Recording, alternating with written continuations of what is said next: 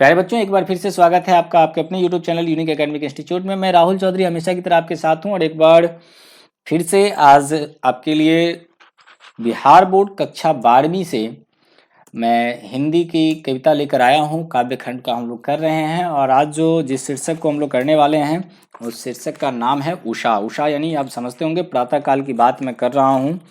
तो प्रातः काल की यह रचना जो रचित है शमशेर बहादुर सिंह जी के द्वारा। जैसा कि आप जानते हैं कि हम कभी भी जब किसी रचना का भावार्थ करते हैं तो सबसे पहले उस रचनाकार की बात करते हैं और जितना अधिक से अधिक संभव हो पाता है उस रचनाकार के बारे में जानते हैं।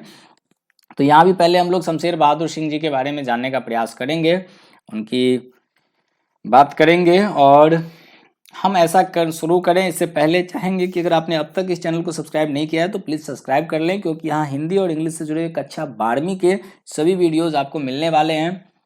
इवन इस वर्ष तो आपको इंग्लिश के सभी वीडियोस लगभग प्राप्त हो चुके हैं और हिंदी के वीडियोस भी काव्य खंड के ये उषा शीर्षक, जो कि आप जानते हैं कि इससे पहले के जो वीडियोस हैं यानी 8वां शीर्षक उषा, तो इससे पहले 7 हिंदी के काव्य आपको उपलब्ध करा दिए गए हैं जो आप प्लेलिस्ट में देख सकते हैं। और बाकी बचे हुए काव्य भी यथाशीघ्र आपको उपलब्ध करा दिए जाएंगे। और हम यहाँ भावार्थ करने के साथ साथ यह भी प्रयास करते हैं कि आपका जो ऑब्जेक्टिव सेक्शन हो वह भी यहाँ पे समाप्त हो जाए। तो चलिए बात करते हैं शमशेर बहादुर सिंह जी की।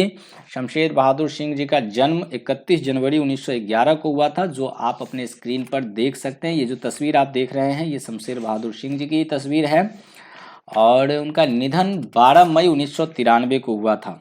12 मई 1993 को इनका निधन हुआ था शमशेर बहादुर सिंह जी का। देहरादून उत्तराखंड में, देवभूमि उत्तराखंड में इनका जन्म हुआ था।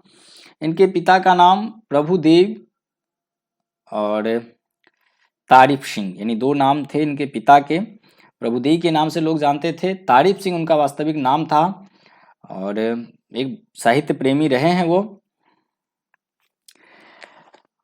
इसके बाद अगर हम इनकी बात करें महत्वपूर्ण कृतियां इनका, तो चूका भी नहीं हूं मैं, इतने पास अपने उदिता, अभिव्यक्ति का संघर्ष, बात बोलेगी काल मुझसे होड़ है मेरी, काल तुझसे होड़ है मेरी, ये इनकी प्रमुख कृतियां हैं।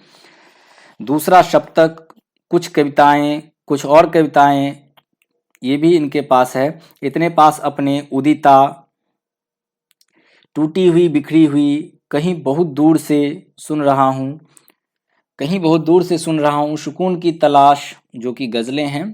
प्रतिनिधि कविताएं भी इनकी रही है डॉक्टर नामवर सिंह के बुक में। और विभिन्न प्रकार के विविध निबंध और आलोचना भी फुटकर रूप से इनकी प्रकाशित होती रही है। आज जो शीर्षक हम लोग पढ़ने जा रहे हैं जिसका नाम है उषा। उषा का मतलब होता है प्रातः काल। तो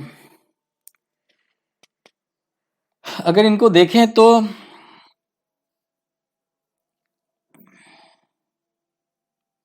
इन्होंने बहुत जल्दी अपनी पत्नी को खो दिया था, फिर परिवार विहीन रहे और एक अनिश्चित जीवन रहा इनका। और इनकी रचनाएं जो अभी हम पढ़ने जा रहे हैं, दूसरा काम जो हम लोग करते हैं वो क्या करते हैं, तो किसी भी रचना के छंद की बात करते हैं। तो पीछे हमने आपको बताया था कि ये मुक्त छंद की रचनाएं जो होती हैं, तुकांत शैली की रचनाएं होती हैं और इनको कविता कहा जाना कहीं से गलत नहीं होगा। ये गंभीर भाव रखने वाली कविताएं होती हैं, लेकिन कविताओं के जो वास्तविक गुण होते हैं उससे कहीं न कहीं मुक्त दिखाई देती है। तो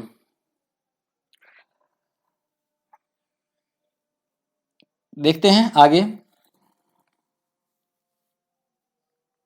इस मुक्त छंद की इस रचना को,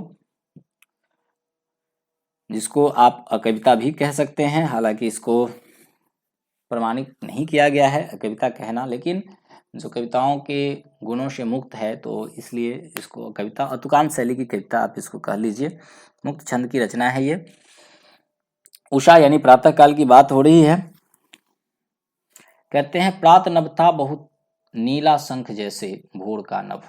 सुबह सुबह का जो नभ था वो नीले शंख के समान पवित्र था।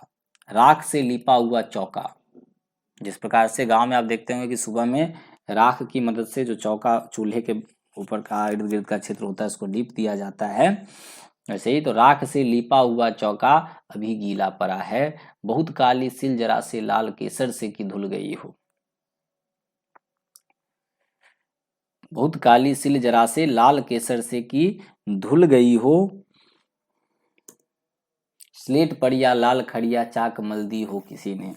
कहते हैं कि जो सुबह का समय है वह नीला आकाश जो है वह शंख के समान प्रतीत हो रहा है, शंख के समान पवित्र और उज्जवल है। आकाश में हल्की हल्की जो लालिमा है बिखरी पड़ी है और पूरी तरह अभी नहीं छट पाई है। सूर्योदय की लालिमा जो है वो फूटना चाह रही है। वातावरण में नमी दिखाई दे रही है, गीला पड़ा है, वह जो कि राख से लिपा हुआ है। तो राख से लिपा हुआ है तो राख में काले और उजले रंग की झलक होती है। काले रंग का राख होता है, उसमें आपको फास्फोरसिक जो फास्फोरेंस होते हैं, जो उजले रंग का जो कार्बन वहाँ पे आपको फास्फोरस के जले हुए अंग दिखाई देते हैं, तो वो उजला उजला उसमें झलक रहा होता है। तो ऐसा ही कुछ आसमान लग रहा है। जो आसमान है वो काले लाल रंग के अनोखे मिश्रण से भरा हुआ है, जैसे किसी ने गहरी काली सील को केसर से अभी अभी धो दिया है। यानी कि काले रंग के किसी पत्थर को केसर से किसी ने धो दिया है, या काली स्लेट पर लाल खड़िया यानी काले रंग के स्लेट के ऊपर लाल रंग के चौक को मल दिया गया हो, लाल रंग का खड़िया यानी चौक मल दिया। नील जल में या किसी की गौर झिलमिल दे जैसे हिल रही हो। नील जल में या किसी की गौर झिलमिल दे कि जैसे हिल रही हो, यानी कहते हैं कि जो ऐसा लग रहा है मानो किसी कोई सुंदर सी स्त्री जो है वह नीले से जल में हिल रही हो। यानी जो वहाँ पे सरोवर वगैरह है वो नीले जल का जो आसमान है वो ऐसा दिखाई दे रहा है, नीले जल के समान, सरोवर के जल के समान, और उसमें सफेद चमकता सूरज किसी सुंदर सी गोरी सी स्त्री के शरीर के समान, देह के समान प्रतीत हो रहा, और हल्की हवा के प्रवाह के कारण यह जो प्रतिबिंब है वह हिलता हुआ दिखाई दे रहा है।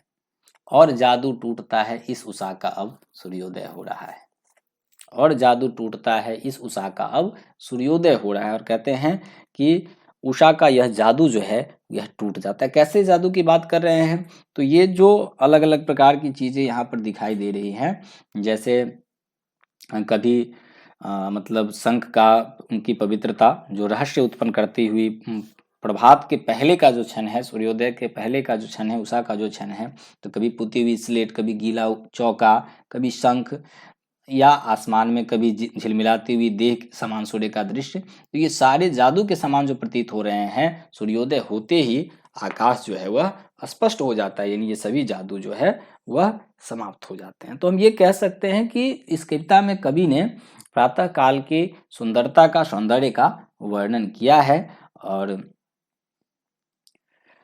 उसको अगर हम देखें कि लिया कहाँ से गया है इस कविता को, तो उनकी कविता संग्रह है टूटी हुई बिखरी हुई सी, टूटी हुई बिखरी हुई, इस कविता संग्रह से इस शीर्षक को, जिसका नाम है उषा, इसको लिया गया है। ये काफी छोटी सी कविता थी, तो जो आपको समझ में आ गई होगी ऐसा मैं उम्मीद करता हूं।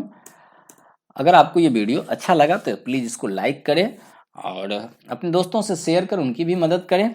हम मिलेंगे एक नए वीडियो के साथ, तब तक